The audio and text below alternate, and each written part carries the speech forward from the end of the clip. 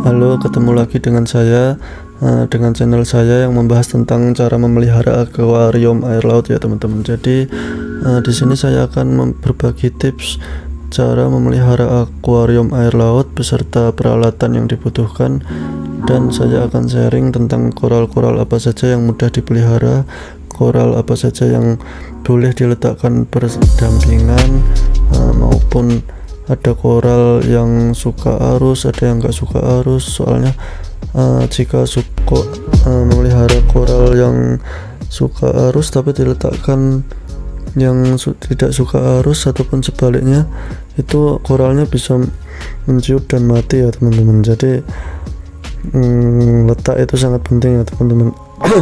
Selain itu ada koral yang tidak suka cahaya, kalau diletakkan dengan di tempat yang cahayanya tinggi, itu juga bisa mati ya teman-teman. Seperti itu. Akuarium saya ini berukuran 90 cm ya teman-teman, dan berumur sekitar 4,5 bulan ya teman-teman. Jadi kalau memelihara akuarium air laut itu ada tahapan-tahapannya ya teman-teman. Biasanya cycling minimal 1 bulan, itu tidak boleh dimasukkan biota, tidak boleh dimasukkan ikan yang banyak, seperti itu ya teman-teman. Ada prosesnya, nanti saya jelaskan. Ini yang pertama, ini langsung aja, ini merupakan koral karang anemon ya teman-teman. Ini termasuk koral yang gampang-gampang susah dipelihara ya teman-teman. Jadi dia sangat sensitif dengan perubahan parameter air ya teman-teman, perubahan keasinan, salinitas, seperti itu. Dan dia itu suka dengan arus ya teman-teman, untuk dia bisa melambai-lambai seperti itu. Ini yang pink ini merupakan koral cendol ya teman-teman. Ini ada belalainya, sering muncul belalainya itu untuk mencari makan, dan dia itu karakternya tidak boleh diletakkan berdampingan yang mepet, yang sampai menyentuh koral lain, itu tidak boleh ya teman-teman. Soalnya koral lain yang terkena belalainya itu kalau terkena lama bisa mati ya teman-teman. Ini yang merah ini adalah koral Jawa. Ini salah satu koral yang paling mudah dipelihara ya teman-teman, dan pasti hidup. Yang hijau ini nanasan, terus yang melambai ini sama yang tadi karang anemon, koral anemon, karang anemon biasa menyebutnya. Dia itu kalau saya baca di forum-forum, dia itu cahayanya suka yang tidak direct ya teman-teman, yang tidak cahaya langsung dia itu untuk penempatannya. Tapi di sini saya letakkan di atas, di bawah lampu juga nggak apa-apa ya teman-teman, bisa hidup ternyata. Yang hijau nyala itu merupakan koral rumput, polip rumput ya teman-teman. Dia itu koral yang mudah dipelihara juga. Itu karakternya dia harusnya medium, terus pencahayaannya medium to high bisa ya teman-teman. Ini yang sama Nemo ini namanya karang koral babut ya. Karang koral babut ini karakternya dia harusnya suka yang medium ke high, suka melambai-lambai dia, terus untuk pencahayaannya medium ya guys. Jadi diletakkan di tengah-tengah akuarium. Terus yang seperti piring melebar agak bulat itu namanya koral bentar agak lupa ya, koral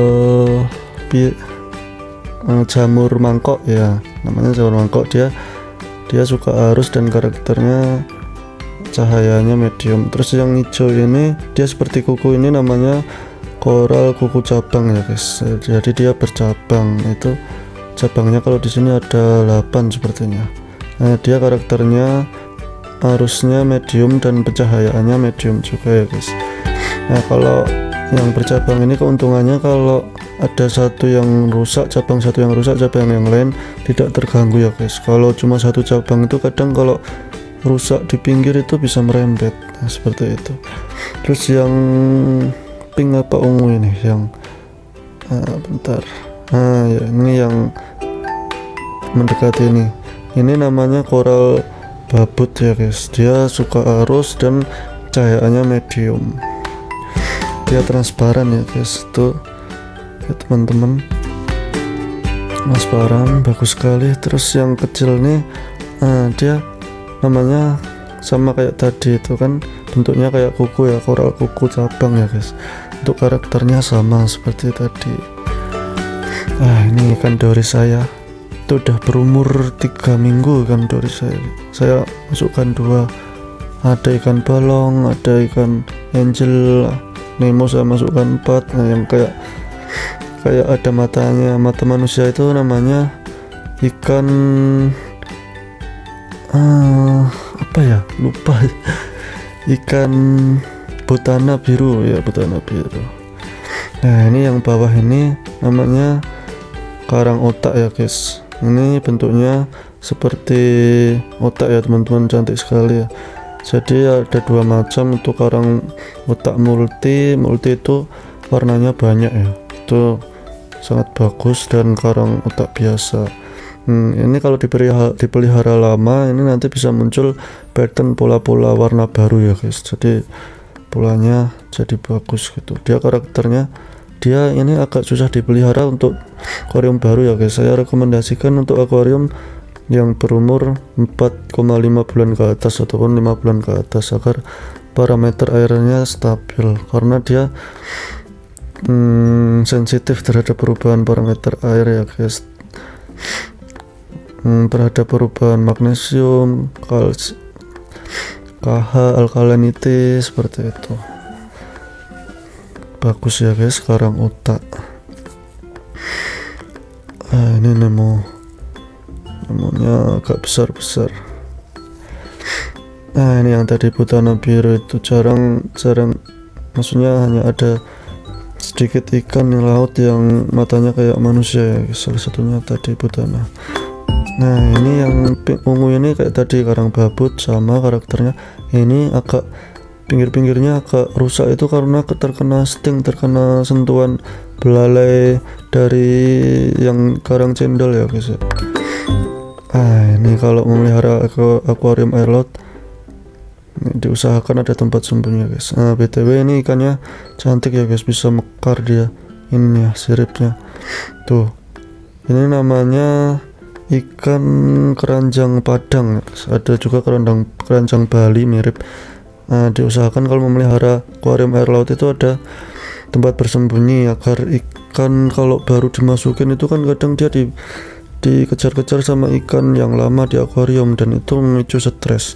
Dengan adanya tempat bersembunyi seperti ini, kan bisa bersembunyi sehari gitu, nanti kalau udah beradaptasi dia bisa keluar. Jadi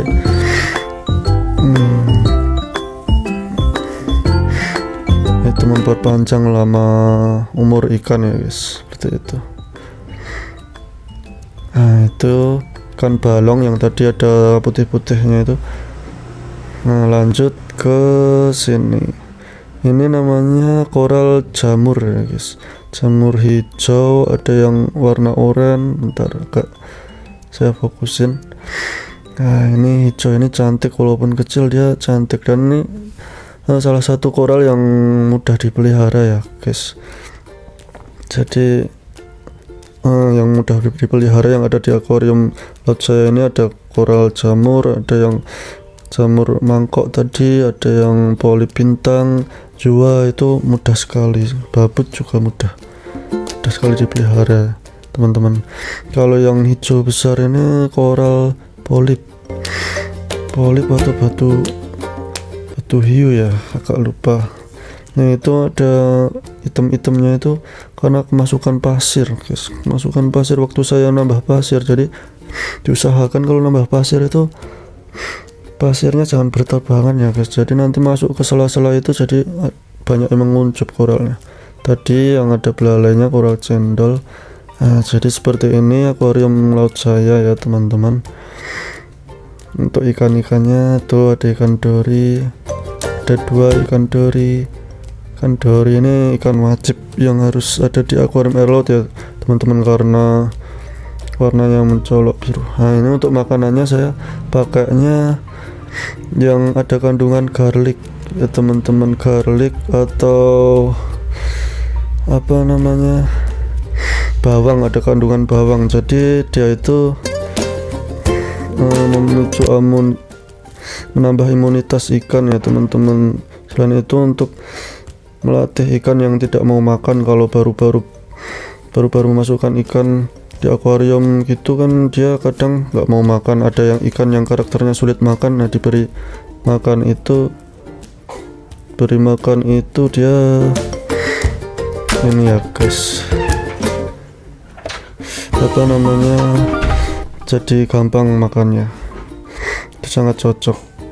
Jadi seperti ini akuarium air laut saya desain seperti ini, menyerupai satu pulau ya teman-teman. Dulu sempat saya desain menyerupai 2 pulau, jadi tengahnya itu agak pisah gitu, karena saya bosan saya desain seperti ini. Nah, yang untuk peralatannya yang kiri agak lonjong itu namanya wave maker atau pembuat arus ya teman-teman. Nah, itu bisa diatur kalau mau ngasih makan pakai AB plus, ngasih makan koral itu bisa dipencet feed yang bagian kontrol sana. Jadi wave makernya akan berhenti selama 10 menit gitu. Bisa diatur juga arusnya, ada menurut selera kita. Nah, ini saya memakai lampu dari Spectra Aquaconnect V3 ya teman-teman. Saya kasih 2 karena kalau satu itu cuma mengcover 60 cm, panjang akuarium 60 cm, sedangkan akuarium saya panjangnya 90 cm. Nah, ini saya memakai auto top up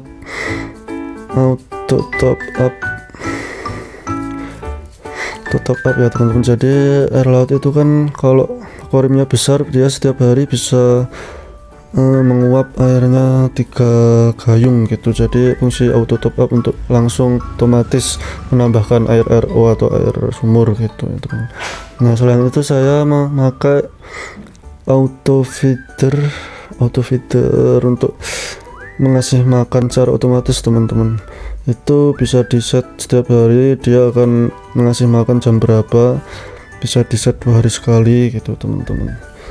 Itu auto feedernya yang bagus ya teman-teman, punyanya Jebao, dan dia bisa yang keluar itu yang sedikit itu bisa diatur sedikit banyak gitu. Yang tadi selang-selang itu dia auto dosing untuk menambahkan nutrisi koral ataupun parameter air secara otomatis, meliputi magnesium, kalsium, KH maupun makanan bakteri atau nopok. Nah, ini SAM saya terletak di bawah, ada 4 chamber. Yang pertama itu pipa turun, dia chamber mekanik, filtrasi mekanis pakai kapas. Yang kedua ini skimmer ya teman-teman. Saya memakai skimmer dari Mantis yang kapasitasnya 3 kali dari kapasitas akuarium. Jadi sebaiknya kalau memilih skimmer itu minimal 1 kali kapasitas akuarium, lebih baik lagi 2 kali ataupun 3 kalinya ya teman-teman. Setelah skimmer tadi ada chamber rumah bakteri. Saya memakai Marine Pure yang udah terkenal, dia kan luas permukaannya banyak ya teman-teman, dan bisa menampung banyak bakteri anaerob yang dibutuhkan untuk mendenitrifikasi ataupun mengurai nitrit, nitrat, fosfat, dan amonia seperti itu ya teman-teman. Yang chamber terakhir tadi return pump, yaitu pompa ke atas untuk mengalirkan air ke atas. Jadi seperti itu. Ini kapasitas akuarium saya kan 200 liter, 205 liter. Saya pakainya skimmer yang tadi itu kapasitas 600 liter, jadi 3 kalinya, jadi airnya